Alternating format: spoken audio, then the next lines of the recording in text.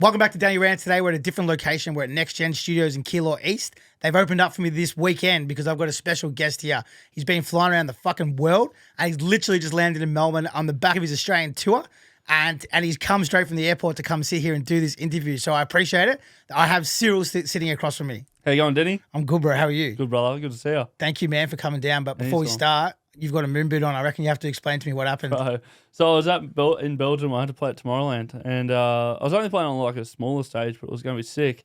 And I was with Sparksy, actually. And some of the boys from the other stage said, come over to our stage. I said, sweet. And I went down a hill to get there sort of thing, to take a shortcut. And slipped and my ankle just cracked, bro. It was like a crunch, fucking like a bag of Doritos, just crunch, man. Yuck. And yeah, it fucked up the tibula, fibula, the three little bones in here, the back one, everything was fucked, man. I was on this, they got me on a stretcher, and I was like, had to go down like this area, and they wouldn't hold up my foot. I'm like, you gotta fucking hold up my foot, like, and it keeps dropping. I'm like, oh shit, it's like dislocated. They fucking pumped me through with ketamine, trip balls, man, like full like fucking like horse tranquilized shit, like fucked. And then I remember like sort of waking up after this crazy trip. And he was like, I was like, no more ketamine. You know, you can't speak properly when you're on this shit. And Luke was there. I was like, Luke, tell him not to give me ketamine. It's funny because normally people pay for it at Tomorrowland. And you yeah, go for literally, free. bro. I got it for free and I'm freaking out. There's probably people that going, I'll have it if he doesn't want it. Yeah, bro. Like full syringe of it too, man. Not a pill or anything. Like fucking pumped me through it, man.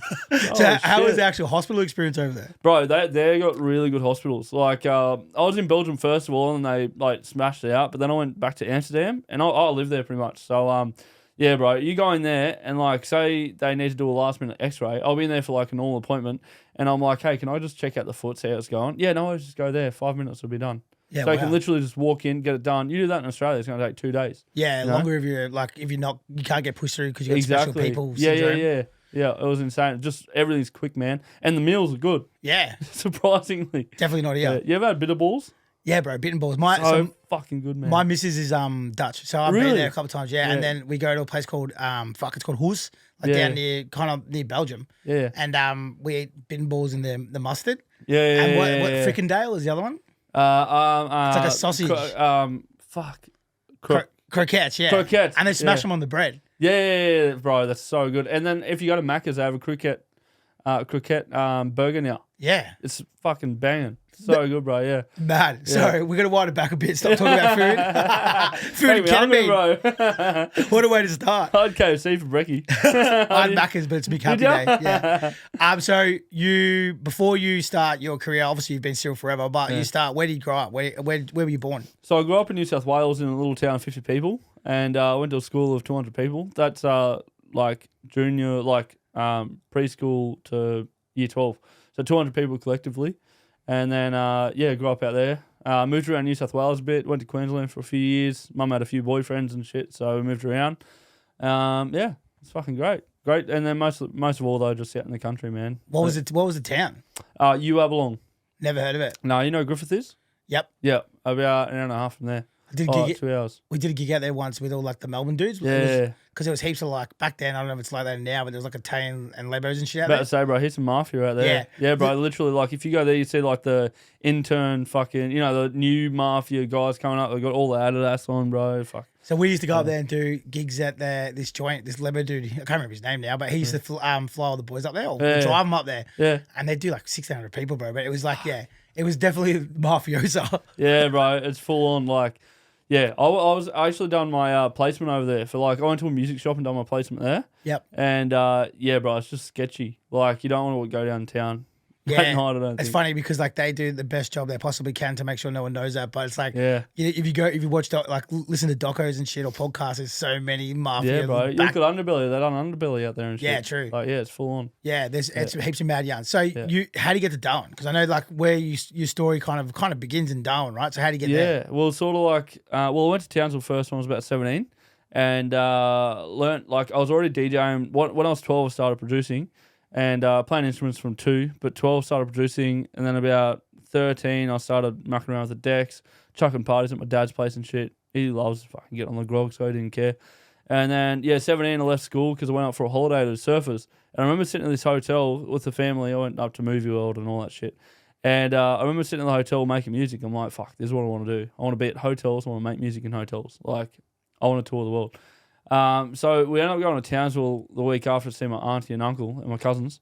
And basically, it just happened to be that we went to X Base over Magnetic Island. It's like a backpacker's place. Meant to be mad, right? Yeah, it was fucking sick. And I was 17 and they gave me a gig. But then they realised I was underage. So they said, come back after 4 months and you can come and DJ. So I ended up meeting this guy named Carlos and he taught me how to DJ real mad and that. And then I went back at 18, had my 18th there, opened for Bombs Away. I don't think I opened, so I played at the Silent Disco when they were playing. And then, Joel Fletcher came up. So I got to meet a heap of the dudes. This would have been a while back then, right? Because I remember when they used to go there, yeah. Yeah, that's like, what now? Fuck. Shit, that's like 15 years ago now. Yeah, I remember these. I remember the parties they used to go. This is like 15 years Full ago. Moon Down Under. Yeah, and there was full of all the army dudes like AJ's. He's and he's a backpacker too. It was real good. Yeah, they still do them now. Yeah. I just actually a funny story. It was turning on a moment. They used to pay me nothing to do it, and then they just paid me a bunch of money to go there and do it. Like That's a few weeks mad. ago. Yeah, I was on the tour. Anyway, so I went broke in Townsville. Well, I ended up fucking going DUI. 0.01. I had done a house party, had one beer, went over. So I ended up having to ride my bike 10 kilometers to fucking work every day. I was a vinyl layer. And then I ended up just saying, fuck this. And I tried to get into the army back home. So I had to go back home and done my studies and shit. And then I had a blind eye, so I couldn't get in the army. So then I ended up going to Orange. And then Orange, I went all right. I worked at KFC for a bit and I was DJing. Quit KFC, started DJing. Then I got onto fucking drugs and shit like meth and fucking pingers and cocaine. And I was taking all the drugs. But then because I was staying at my auntie's house and moved to this shitty ghetto place. And then I started all this fucking drug shit. And then I lost that house. So this is in Orange? Yeah. So another auntie you were living with? I was living with my auntie and then I fucking moved out because she wanted to have her own house and shit. I was partying a lot. But yeah, and then I just getting really depressed and got onto meth. And then fucking, fucked up my life a little bit. About a year and a half. Sleeping on my mate's couch, sleeping on fucking, just friends' couches and shit, or, people that I was getting off at house and that. And then I moved back home because I couldn't charge my laptop and I couldn't DJ anymore. I was rocking up to a DJ gig after not sleeping for 3 weeks and I was just a fucking zombie, seeing shadow people. And then I moved out home, studied, and then I went to Darwin because I got a scholarship. So you cleaned up when you went back home? Cleaned up when I got back home, yeah. Fucking, I was out in the farm just fencing and mustering and shit like that. And then I started studying again, getting back into music. And I was like, I'm never DJing again. I'm just going to be a music teacher. No shit. Yeah, and I was like, no, I'm giving it up. I'm done. Dude, this is going to blow mine. Yeah. Your story is very similar to mine. Really? Minus the meth, yeah. What's yours? So I grew up in the country town, Yeah. and my parents were on drugs and shit. Yeah. And then so I was doing the same shit, and I was doing a lot of fucking criminal stuff and all that kind of shit. And then I had to move because I was getting in too much trouble. Yeah, I was the same. Yeah, and then I moved to an auntie and uncle's house. Yeah. And then I was living between different families, so I was getting bounced between auntie and uncles and shit. Yeah. And then same, I got on the gear pretty hard, and then I eventually wound it back. But then I continued to work in the Were you on industry. meth? No, it wasn't. No, Thank okay, fuck, because that's a soul stealer. That shit. It is, bro. Yeah. Fucks ya. But my family were. So the only reason why I didn't, to be honest, is because I saw my mum on it. Yeah. Gotcha. So and it's weird, one of those things. So I was watching it going I'm not doing that one, but I'll do all the other ones. Yeah. And now I look back and it's hypocritical kind of. But I was oh, look how good I am. I'm not doing that one. But that one there, takes people's fucking souls. Yeah, bro. It took my fucking soul. I remember times being up for 3 weeks and talking to trees. I remember there'll be a face in a tree and I'll have a conversation with that fucking tree, man. Or driving down the street. I'm driving, fucking 3 weeks no sleep, cooked as fuck, and looking at signposts and the light posts, and it's got fucking people around it, dead people, man. I swear to God, I've seen so many dead people. It's such a hectic. I believe in an afterlife, man. Because the thing is, of course I was fucked in the head, but being actually visually seeing it, not even thinking it. It was I actually seen it. I could see faces. It's fucked. But then again, I was talking to a tree, so I don't know. Yeah, exactly. I get you. know what I mean? Yeah. But it fucks with your mind, and that's 7 years ago, and it still fucks with my mind. Yeah, interesting, because I was literally talking to someone yesterday about this same thing, and I was like, you never fully get to come back. Yeah, when you play with that one, and I'll never do it again. To be honest, I've probably had Coke 3 times since then. Yeah. And I've never thought about, I wouldn't get up in the morning thinking, I need a bit of Coke, or, you know what I mean? Oh, I need a drink or something. But meth, bro, you have one go at it, and the next day you have to have it again. A mate of mine, fucked. mate of mine got hooked on it, and he's been off it probably like 13 years now. Yeah. And he said to me, he's like, dude, if I have like 6 beers, I still think about it.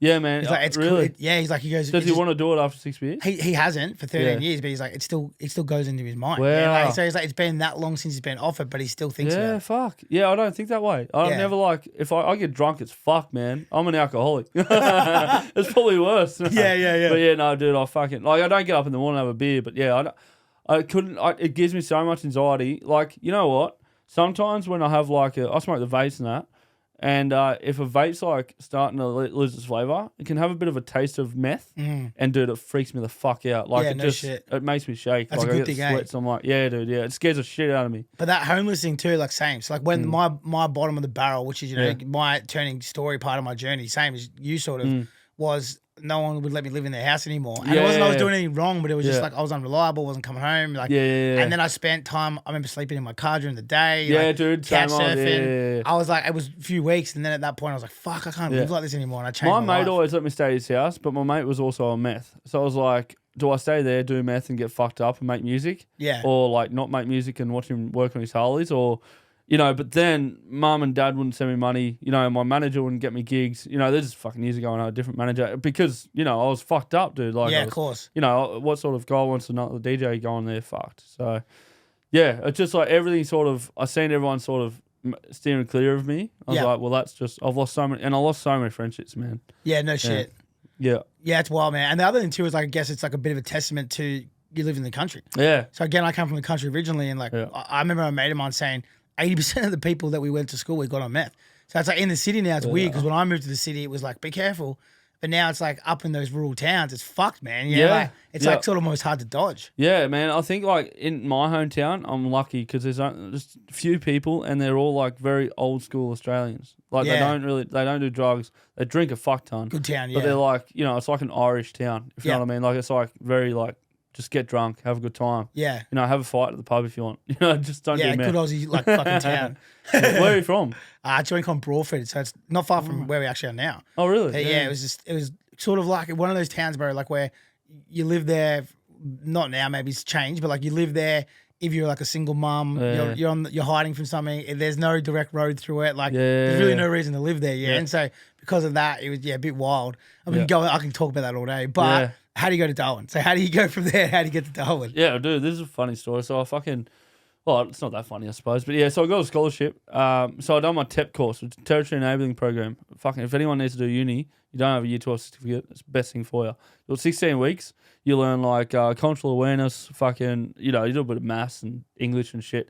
But it's actually pretty good to get you back into like essays and shit like that. So I did that for like 16 weeks, drank a fuck ton, had a great time out at home, like just studied a lot, went to the pub in the afternoon. And then I ended up like, when I was working, so I ended up having like that semester break and I went out and worked for like 4 weeks and then dad paid half and I paid half and he got me a car. It was like a Mazda 6. So it was like a little sedan fucking, and it was like a lowered sports edition sort of thing, like a custom sort of fucking car sort of thing. So you were doing townies, like laps up and down the town? Yeah, bro. Yeah, I was going everywhere. I was driving 2 hours down in fucking Griffith or, just going anywhere. And I was starting to do a couple of DJ gigs again after I finished the farm work. So just being careful with it though and like feeling good again. And anyway, so yeah, after all that, I ended up driving to fucking Darwin. And dude, fucking in a little sedan, fucking lowered off the ground, driving to Darwin from New South Wales. It's fucking sketchy. But why? Why did you drive there? Well, I thought I need my car and I got my shit in the back and I was, starting a new life. So I grabbed all my shit, you know. Dude, I had a fucking little phone that like didn't have credit. I had no fucking way of like, I had to use an old school map. And this is like, and then like I had $700 in my name because I bought the car and shit like that, you know, and paid for food. I had a esky of sandwiches and I had a few steaks in the esky. So what I was doing is like paying for my fuel. And I think, I must have had $1,000 because the fuel was $550 and I had a few hundred for like ice and fucking like, you know, a Coke or something like that. Yeah, yeah. So anyway, so I was getting out to I'd get out of a town and then I'd camp like every night out of a town. And there was one night I ran out, the sandwich was going like soggy and moldy and shit. So I had these steaks, dude, and I remember opening up this fucking Coke can and I flipped it open, and I fucking just made a little fire and put that on there and cooked the steak on the Coke can. Bro, I used to do that with weed. We used to call it a cambog. Yeah, fuck yeah. Yeah, and so I just done that for like 4 days. And then up in Darwin, I stayed at my uncle's and auntie's for like 3 days. And then I got my first little, I was on the uni campus. Yeah, I stayed there for fucking ages. Stayed there through COVID and everything, man. It was mad. Yeah, no shit. So that's where you were making those tunes in that room? Yeah. I quit for ages. A good, like, not ages, probably like 4 or 5 months. And then I was over at this, I made some friends that were Indian. And they had me over for dinner one night. Big curry. I was fucking sick. And this other photographer said, "Oh, the owners need a DJ." I was like, "Oh, really?" Like, fuck. Because I sort of told everyone I was DJing before. Yeah. So I was like, I need money. I'm on Centrelink. I need a bit of cash. So I went to this place and it was an R&B club. So I ended up staying there for a while. And what was it called? Opium. Yeah, I know the owners. Yeah. We used to sell them stock. Yeah, George. Yeah. Oh, really? Yeah. Because I will give it to you later. But wet pussy sour push shots. And oh, dude, yeah. I fucking got the sour pussy in there. Yeah. Oh, George, did you? Well, George said, "Do you want wet pussy?" And I said, "Yeah, I want like good one." I said, "Get this sour pussy stuff." And it was like the grape and the sour. Yeah. So we had it in there before they closed, but it wasn't. They closed not long after we got it in there. Yeah. It's random as. Yeah, because when they closed, I left. Yeah, okay. I left before they closed. Yep. And then the club just went downhill. So what were you studying when you were in Darwin? Bachelor of Secondary Education, Music and Visual Arts, and then I went into marketing. So I got some new skills in music, and I learned Photoshop, and I learned marketing. So I was like, I've got all three things I need now to sort of take on social media, and I'm starting to get good at producing again. Good combination, eh? Well, I had scholarship money, so I could get a good laptop. I had a stolen laptop before that, a cracked stolen laptop that I got off a crackhead in Orange, and I like had fucking cracked Ableton and shit like that. So once I got a good laptop, I was like, there's no stopping me. I'm good to go now. I don't reckon there's an Australian producer I've spoken to who actually had a legal version of Ableton when they first started out. Literally, bro. 100%. You're not going to pay fucking $1,200. That's so funny. When you first start out. It's so Aussie too. Yeah, I know. I was on FL Studio before that. Then first of all, I was on Logic, FL Studio. Then I went to Ableton when I was like 18, I think. Yeah. Yeah, no shit. Yeah. So you're in Darwin. You're in Darwin and you're studying. You're doing marketing. You're doing music. And what was the plan? You were going to become a music teacher? Yeah, just music teacher, and I was loving it, man. I was really enjoying it. But then the DJing got a hold of me again, man. And then I got made entertainment manager of the club, and then I went up to promotions manager, and then after that, I done that for a while. I had like 1-4 come up, and So you know Mark Leota then, yeah? Yeah. So me and Mark are good mates. Yeah, he's a good fella. Yeah. So actually, when he left the club and I was taking over, and he hated me for a minute, and that was fine because he was he was trying to do Discovery, I'm trying to do Opium, and it was like because he moved over to Rust and stuff. Yeah, it was a bit of competition, but we're good now. I seen him the other day actually. So I ended up going to Discovery after that because actually Mark, a funny story. So I was with Mark at Opium, and then he went to Discovery, and then Mark left to go to this other club, and then I went to Discovery because he went to Mayberry. He went to Mayberry, exactly right. Yeah. So I ended up being at Discovery for ages, and that's when I started making music again because I was doing the R&B stuff. I didn't really enjoy it. I was just there. I really liked running clubs. I've always loved running clubs and DJing in clubs. So, yeah, I ended up going to Discovery. I became the production manager, and I was one of the head DJs. So I was like one of the main resident DJs there. And then I figured that I was sick of like playing everyone else's music. So I started making my own clubs shit. And then that sort of got things started. I started getting into a little bit of videos. And then it was actually when I went back to Opium, but it was called Motel Loco. And I started I was a venue manager at Motel Loco, which is Opium, but it got called Motel Loco. So I just started smashing out there, and then I started, had heaps of free time through the week because I was venue manager. It was like Monday I do my work, Tuesday, Wednesday, Thursday I had free time. Mrs. is pregnant, loving life. And I just started making music and started putting up videos because I was bored, and then started smashing out. I was doing the videos at Discovery, started going crazy on Facebook a little bit, and then I stopped. And then I booked a few DJs like Roger, Teddy Cream, and they were just like, "Oh, where are your videos?" I was like, "Hold up, they actually noticed my videos." So I just thought, fuck it, I'll do it again. Now, I want to go into that in like way more detail, but when you're working at Opium, for those that don't know, like Opium Discovery, like the places you're working at, can you run us through that a little bit? Because there'll be a lot of people that don't. Like, I know 100%. clubs in Darwin, Yeah. but there'll be heaps of people that don't know what they look like. Well, you got Opium, which is an underground club. Fucking, when Opium was done, it was a rundown, man. Like, fucking, you want to go down to the ghetto club, fucking come down to Opium. Discovery is a big club. It's got like 1,500 people in the capacity of 1,500 people. Then you got Monsoons up the road, and then you got Mayberry, which is owned by like the guy that does all the festivals and shit. Yeah, Russ, can't remember his last name. Yeah, Russell Temple. Yep, that's his name, yeah. Legend, absolute legend. I was actually done some shows for him the past couple of weeks. Discovery's like the main commercial sort of club, sort of like an Ivy or a Billboard's, like 170 Russell or something, in that sort of vibe. Or like the Met in Brisbane. Sort of, that's how big the club is. Is it hot as fuck? In Darwin? Yeah, fuck yeah. Every club has good aircons though. No shit. Like, your club's not doing well if there's not good aircons, man. It's fucking hot. And what are the punters going there? For people that don't know, like, is it a mix of everybody or tourists or? Well, you've got a huge like native fucking population there. Then you've got it's multicultural, man, very multicultural. I think a lot of people actually come to Darwin to escape what they were doing before, and usually if you've got a skill up in Darwin, you can sort of exceed. I think like it's such a good place to restart your life. I think, and I don't want to move from there. Like it's a bit out the road. But I love it up there. I got my missus, I got my kid up there. I made good connections, and I get to get away from everything as well. True. So it's fucking great. It's really good. So up there, man, when you were running the clubs and stuff, like those bars, in Darwin, was there much trouble or was it pretty smooth sailing? A lot of trouble, man.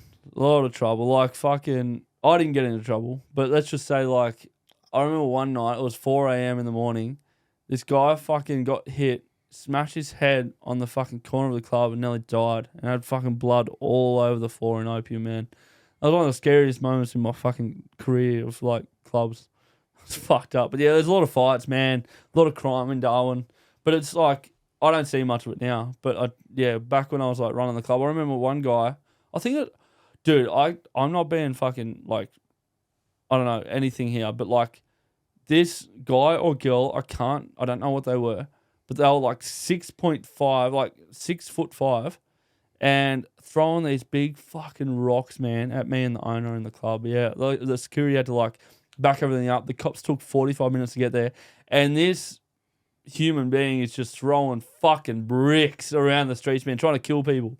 It gets a little bit crazy, eh? Well, people go chopper up there, yeah? Yeah, bro, they get fucked up. Yeah, a lot of people get in trouble up there. Well, I remember going there because I got family living in Catherine. Yeah, right. And I went there twice, and both times after 7 days, I was like, I couldn't deal with the heat, man. Like the humidity killed me. Dude, the fucking heat kills me. Like I was there last week, 42 degrees it was. It said 36, man. It was 42 degrees in my car. That's fucking hot. Yeah, and I was showering twice a day, and I was like losing my mind. I'm like, I can't deal with this anymore. Yeah. And I ended up flying home a day early because of it. Yeah, right. Yeah, gotcha. So when you're talking, you start these videos, right? Yeah. Which kind of gets you to where you are now, which is flying around the world and all that sort of shit. But what made you start it, and what made you continue to do the same thing over and over again?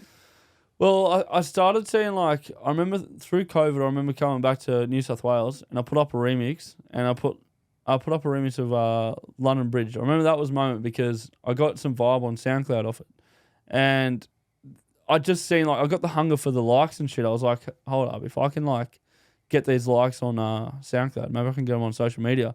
So when I got back to Darwin, I was like, if that can go viral, sort of thing. Like it was like 70,000 views, listens. But for me, that was huge because I didn't have that before. It still is. It's huge. Yeah, it was great. It was fucking awesome. And I remember Facebook. I started doing these videos on Instagram, and then Facebook came out with Facebook Reels.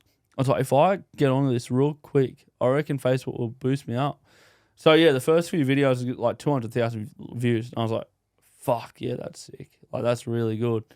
And then I've done that for like, I reckon like 8 months. And this is through the process of meeting my missus and stuff. I'm getting up in the mornings, just making these videos, staying up all night, making music and stuff. Because you're doing one a day, yeah? Yeah. Usually, well, I was. Now it's a bit fucking hard to do Of that. course, but yeah, it's impossible, yeah. I was, bro. Yeah. Because when I first heard about you, it was through those guys in Darwin, and then it was like you said, Teddy and Roger. Yeah. And they're like, oh, this guy from Darwin is making a tune every day. Yeah. And then people started using you as an example before you blew up. And they're like, to other guys, they're like, well, why are you not doing so much social media? Have you seen this Cyril guy? Yeah. He's getting love and he's posting every single day. And I'm like, what the fuck? How the fuck is this guy doing a remix a day? Yeah. I can do it if I got the time for it. Fuck yeah. And it takes me like probably 2 hours to make a remix. So if I have a good day of when I'm not busy, I make myself busy by doing 16 hours in the studio every day. So if I've got a studio booked for 5 days, I'm going to be in there till fucking better be a 24-hour studio because I'm not leaving. Like, Yeah, wow. Yeah, or if I have to leave, I'll go back to the hotel and keep producing or polish up the shit I've done for the day. So yeah, I stopped for a while because the views went down on Facebook because videos, Facebook stopped pushing as much and shit. And then, I remember the boys came up a bit, and I started booking these boys, and they were like, "You should do the videos," and it was going so well, and like everyone was sort of like showing you as like you're doing well. And so I was like, "Fuck this!" So I ended up having like the Tuesday, Wednesday, Thursday. I'd done my work on the Monday. I was like, "It's Tuesday. This week I'm going to make all this music." So I made like 10 remixes, man, and included was Stumblin In and stuff like that. And I was like, I need a concept, I need a brand, like what do I want to do? And I was like, I really want to do the old stuff, like, fucking Stevie Wonder, Celine Dion, all them ones I was doing. And then the week after, I had all these remixes. I even had Taylor Swift just in case that concept didn't work. But the concept was remixing classics part whatever it was. And Stumbling In was part 1. So the first video I'd done of that concept went crazy. I went out and I had $200 to my name after groceries and stuff, and like bills from like Mrs. being pregnant and stuff. I had $200 to spare. So I went to Kmart and brought a few lights, like just globes, put them in I had a lamp. I put the lamp in the studio. I just made it nice and clean and shit. And I was like, all right, I've got some color in here. The videos are going to look a little bit more vibey. I've got no ring light. Let's go. And the first video pumped. And I was like, let's just reply to the comment every day and pump the content. Just like, yeah, dude, some days I was doing 2 a day just because I had so many remixes. And because I had so much stocked up, I just kept making more and more. I was so excited. And then by the time you knew it, my son's born, Stumbling In came out. It's gone crazy. I've like kept my videos going up. And yeah, now I'm sitting at fuck ton of followers. Yeah, no shit. Yeah. And so the hat and the cup thing, was that from the get-go or was that like later down the track? That was later. Well, the cup was a thing at on the Facebook and Instagram reels that were doing okay. I was like, all right, I need to incorporate the cup still in because obviously that people like that concept of me turning around. I was turning around in the chair, drinking from a cup. I didn't have a bucket or anything. I had random hats, or I didn't like not wearing a hat. I hate my fucking forehead, man. I got a big fucking forehead.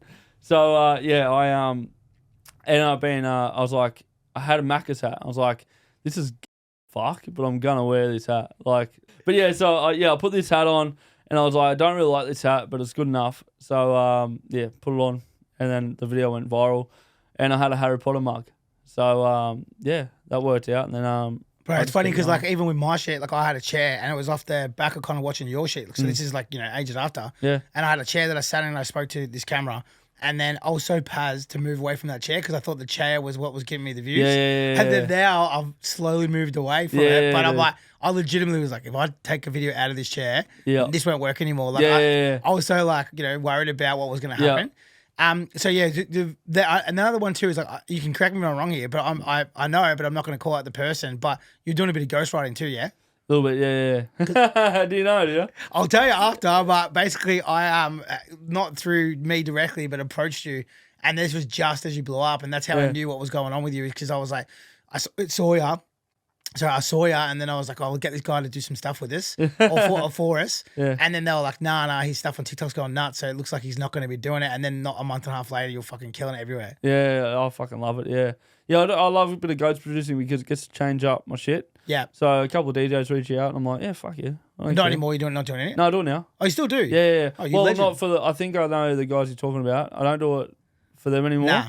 But I do it for some new artists here and then. Just like rarely. But I'll take like 90% royalties. Yeah, of So I course. make a fuck ton of money off it. And, Man, that's probably a good one. Can you explain well, that? not. I don't actually make that much money. Of course, yeah. But in the long run, I'll make some money. Can you explain like how it normally works if you're writing tunes for someone else?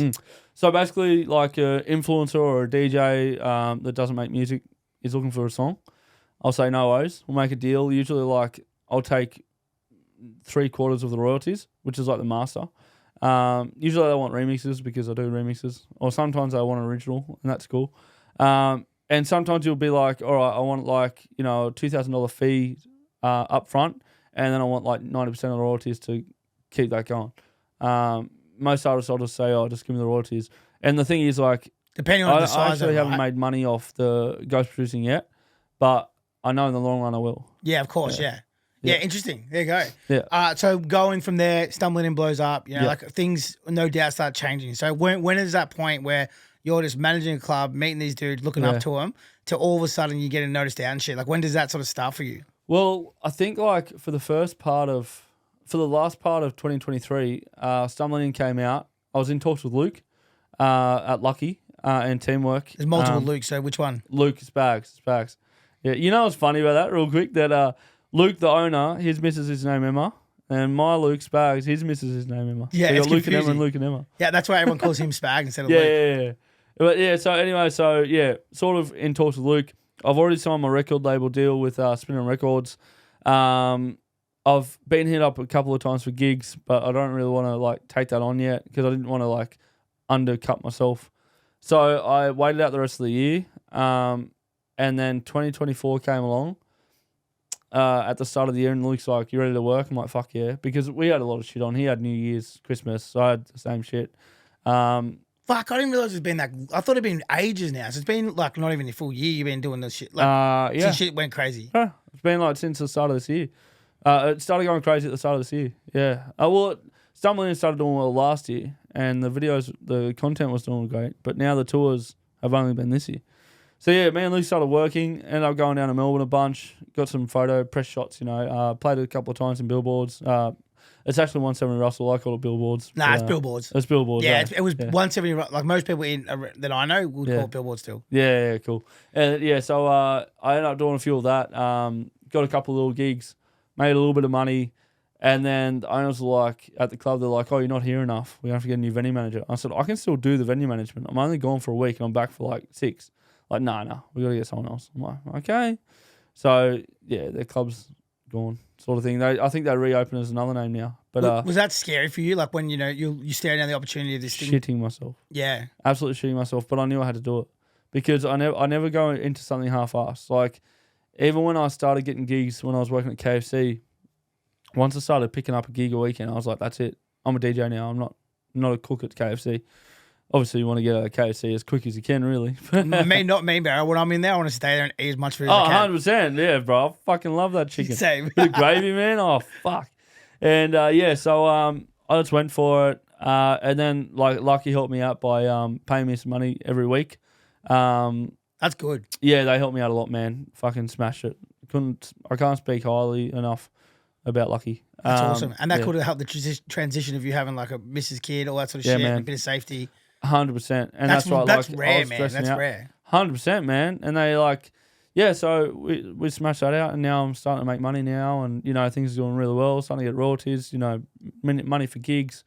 Yeah, it's fucking great. Was there a moment that you can remember where you were like, "What the fuck?" Like where things sort of changed progressively, or was it slow, sort of uptake? Sort of like it feels like it changed pretty quick now. When it was happening, I was just like. The thing, I've never really had a what the fuck moment, to be honest with you. I've had moments where I'm like stressing about like money and shit, but I never had I just treat it as a job because I've always seen myself as Cyril. Like obviously I'm Cyril, but the DJ side of Cyril and the artist side of Cyril, I've always seen myself as that. Gotcha. Not in an egotistical way, but more like I've done gigs, when I was out in the Central West, like out in New South Wales, I was going to Parks, Forbes, Orange, Dubbo, Bathurst, like going to these places, I was already touring. So it's just on a larger scale now. Gotcha. Yeah, when it was a little bit weird when I first started getting photos of people in airports and shit. I still remember this dude who was like 6'3" at least. He was a big Maori dude. He came, was shaking, man. I was like, "Oh, can I get a photo with you, bro?" And I'm like, dude, you're like fucking 3 times my size, man. Like, fuck. And yeah. Have you had a what the fuck moment, or you just sort of... The thing for me, I guess, is different is that no one ever asked me a question, so this is interesting. Gotcha. But the thing for me was I was already doing all the shit. So like normally, you know, someone starts up and they blow up. Yeah. They get to go backstage. They do radio. They do this. They do that. It's like I was already doing all that shit, but no one knew who I was. So I was following around artists and running festivals, and I was getting treated like red carpet sort of when I went out and visited people. So now like that part is still not, it's still normal to me. Yeah. It's the only thing that what the fuck for me is people always are wanting photos. Like that's such a spin out. And like they, like you said, that guy shaking, like people are like, they're so excited to see me, man. Yeah. And I'm like, I don't know. It's the weirdest feeling. Like, so I was filming on Thursday and bro, I'm in the middle of backstreets, like filming old clubs that aren't even there anymore. Mad. And people are like pulling up and they're like, what the dude, wait there. And like this guy did like 2 times this happened. The guy screeched around and he's like, bro, do you mind if I take a flick? I'm like, no, all good, man. He's like, I fucking love your stuff. But I'm like, it's special to have that opportunity. Man. But it's feels weird really, it's weird, but it feels really nice, eh? Like, it does. Yeah, I never get sick of the photos because I'm like, fuck, like I want to meet anyone that's supporting me. Yeah. And you know, at my shows, I'm doing the hard ticket shows at the moment. This is the last one tonight. Basically, like after my show, I'll say like, thank you all for coming out. Now I'm going to sit on the stage. I'm going to have a conversation with everyone. Yeah. So I literally sit on the stage. Like there was like 450 people there last night. There for an hour, man. Just like sitting there getting photos with absolutely everyone. And yeah, just vibing. I get 2 beers, have my vape. Sit there, vape and smoke, and bro, that's the thing I love about you, right? Like even watching your journey from like knowing, because obviously I was trying to get you to ghost right, but you didn't. But it's like from there, it's like you're so fucking normal. Like you literally are like most people, yeah. And like Thanks, and a lot of, and then in that situation, normally there's like this standout thing, right? Like for argument's sake, Will Sparks, he was super like confident, and you know had these dance moves and rah. Or you get like a hot chick that comes out and does whatever. Like I won't name it because I don't want to get in trouble. But it's like, but then it's like you're like you're an everyday man who has this yarn that's like crazy as fuck. Yeah. And you go up to Darwin, start doing TikTok, and you just commit. Like that's all you did. Just like you literally just did the work, put the work in, and then it's like you've gone nuts, and it's like you haven't changed. You're still the exact same guy. Still the same, man. Down to earth. Like you remind me of people that like I've met traveling fucking around Australia every single time I go to a club. You know, like. The guy who's supporting the DJs and stuff like that. But now you're the big dog. I'm giving it a go, man. Yeah, that's it. It's just fucking awesome because, like, I don't know, man. I just feel happy all the time. And, you know, like, for instance, like, I've got this fucking broken foot. I've smashed my shoulder up. I don't know what I've done to my shoulder. This leg's fucked now. And I'm still doing these shows and I feel better than I do when I'm feeling great. If you know what I mean? I don't know. Like, I love feeling exhausted. I love working my body and working like, I don't really go to the gym, but I love working myself, you know, and pushing myself to do better. Yeah. I just making sure my mind is still the same as it was before. That's the one thing I've always just wanted to keep the same mind. Yeah. There's one thing you said earlier, right? And it's like a very common thing. So you're like, when I was 17, I was like, fuck, I want to write music in a hotel. And it's like everyone I speak to, there's this moment well before they blow up where they're like, oh, this is what my life's going to look like. Yeah. And it's cool. I fucking love that because like everybody has this, I always say like, make unrealistic goals with realistic steps. Absolutely. And it's like for me, when I do shit, like if I'm like, oh, I'm going to do some wild thing, everyone's like, no one doubts it anymore. But there was points where they're like, no, how? And I was like, I don't know. Like I think I'm going to, so it's going to happen. And then I make 100 steps and just do one by one, and you get there. And then like now you're living that life, but it's like they're all these crazy things that seem like a dream far away, but they weren't a dream for me beforehand. They were like a visualization. If that makes sense. And like that's what you're living. That's exactly what happened to you. Yeah, man. There's just that one moment. I think everyone's got that one moment, 100%. And it's like that'll never escape my mind. That one moment, just sitting up in a skyrise hotel and making music. And now I don't know why, but whenever I do it now, like every day pretty much, I'm in a hotel and I still do the same thing, write music in a hotel because I'm like living the childhood dream. I feel like that's what everyone sort of does. You find that you have like multiple passions when you're a kid and you find that one passion that really sticks and puts that fire into your fucking heart. And you can either go for it or you can fuck it. It's hard to beat someone who's willing to do 16 hours a day. Yeah, I love it, man. And the thing is, if I'm not doing that, someone is. Yeah. You know? I say this all the time. It's weird that I use chef as an example, but I'm like, how do you beat a chef who loves to cook if you're a chef? Like, what do you mean? I'm like, well, if this guy loves to cook and someone says, can you wait back 4 hours, they're going to do it. because it's not work to them. Yeah, Like, you exactly. can't beat someone who loves what they do. Yeah, So I'm like, 100%, man. It never feels like work to me. yeah, and you if know? you feel like exactly the same as me still Yeah, now, it's yeah. like I'll probably work like a 40-hour work week to me feels like a chill one. Yeah, dude. And I'm it's like, doing like fucking. I think we calculated the other day. It was like 220 hours a fortnight or something. It's fucked. that's crazy. Yeah. So then this all blows up, right? It hits radio, it goes fucking number one across Australia. Am I correct in saying that? Yeah. You have number ones around the world. It's not just there. You meet Susie Quattro. Like, how was that? That was insane. Well, the funny thing was, I was at Disturbed, so I met Disturbed the day before because I made band? that. Yeah. Fuck yeah. Because I went to, Oh, I made that Sound of Silence. Yeah, dude, it was fucking insane. He's got a crazy voice, and the band is down to earth as fuck. Yeah, no But shit. I made that Sound of Silence remix, and I loved it. And so we met, done some content, and then I was in Adelaide, I think. Yeah, I was in Adelaide first. And then I got off the flight to Darwin, and then Luke messaged me and said, hey, funny thing is you got to go up in the morning and go to Perth. Perth, yeah. So I went there and I met Susie Quattro, and she's fucking beautiful. Yeah, I think the artists that have made it and done a good career are usually just beautiful people. And the first thing she said was like, oh, you're the one that nicked my song. But she was just kidding, she loves it. And, That's so cool, eh? Yeah, I think we were going to do some stuff, some live stuff over in Europe soon, but trying to work out what the fuck to do. How to do it. Yeah. So your first like world tour, right? When you leave Australia, you Yeah. obviously do a whole bunch of stuff here. Yeah. You go do a world tour. Like, what was that like? Well, I didn't have a passport 10 months ago. So first of all, I went to Amsterdam for like 10 days. And I fell in love with Amsterdam. So that's why I half live there now. And basically, yeah, when I met my team, I smoked a bunch of weed, fucking doing all the stuff we do in Amsterdam. And then I flew back and said, oh, fuck, that was so good. And I ended up, that's right, I had to go to Germany as well. So I done a pop-up gig in Germany. I'm like, I need to do this more. And we ended up signing a deal with Yap, which is a Yap agency. We'll go through them, Timmy Trumpet, Restricted. So, ended up going back, done a bunch of gigs, broke my foot, and then I went and toured America.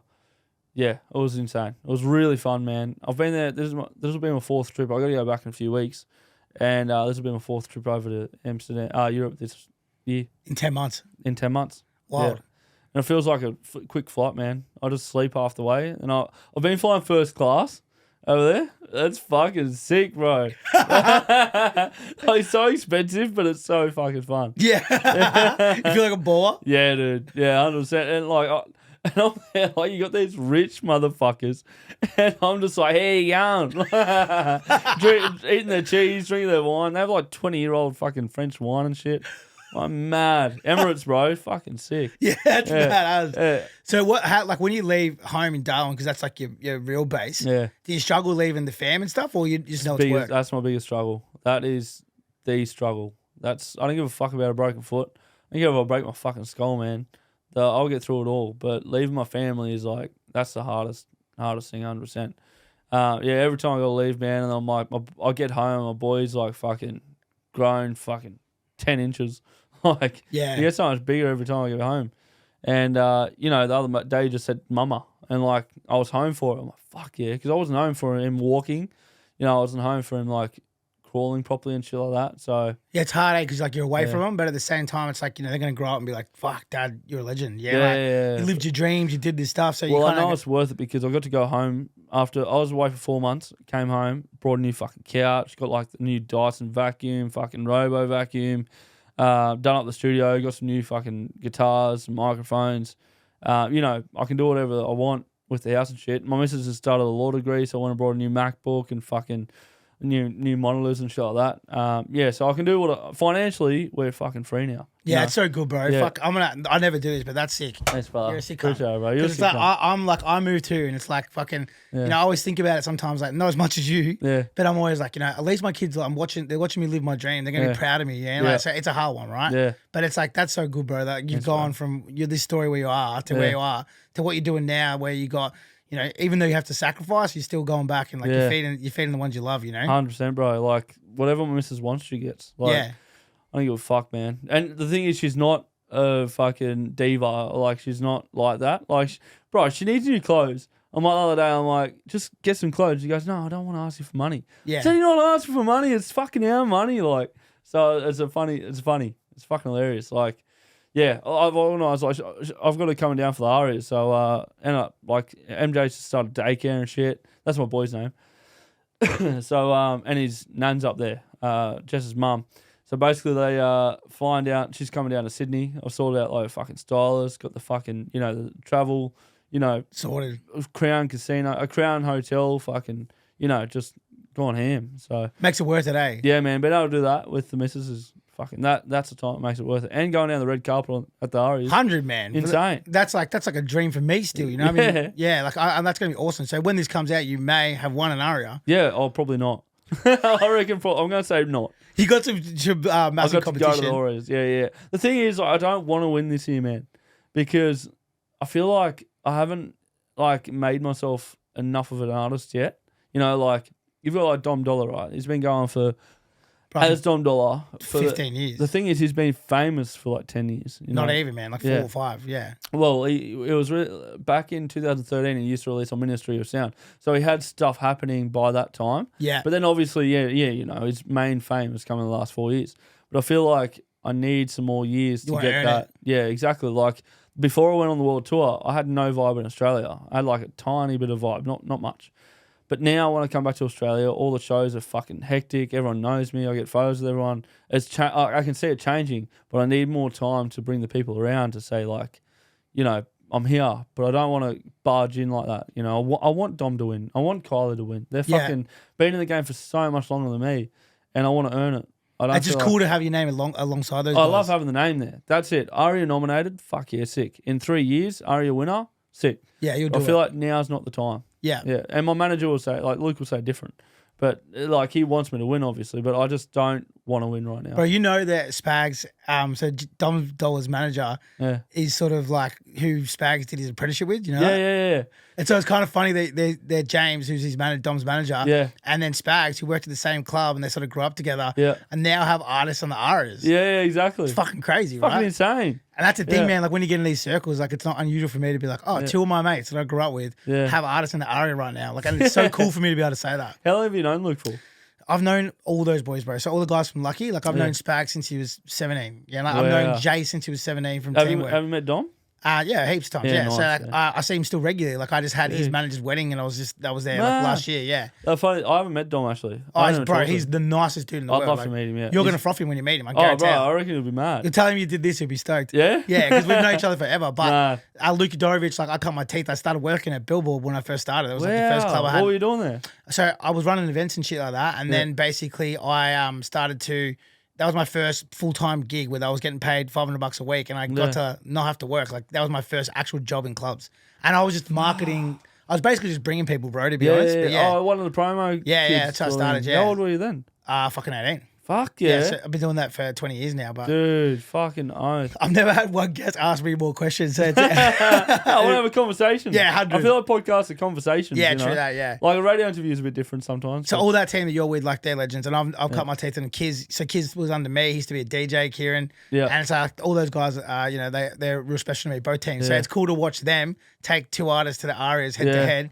And I'm not going to take sides, I don't reckon. Are you coming to the Arias? Oh, bro, I wish, man. That's like there's a couple of things I haven't done. So I haven't done a festival. It's called the Bowl here. Yeah. And there's a joint called the Forum. So I've had artists play there, but I've never had an artist do a show there.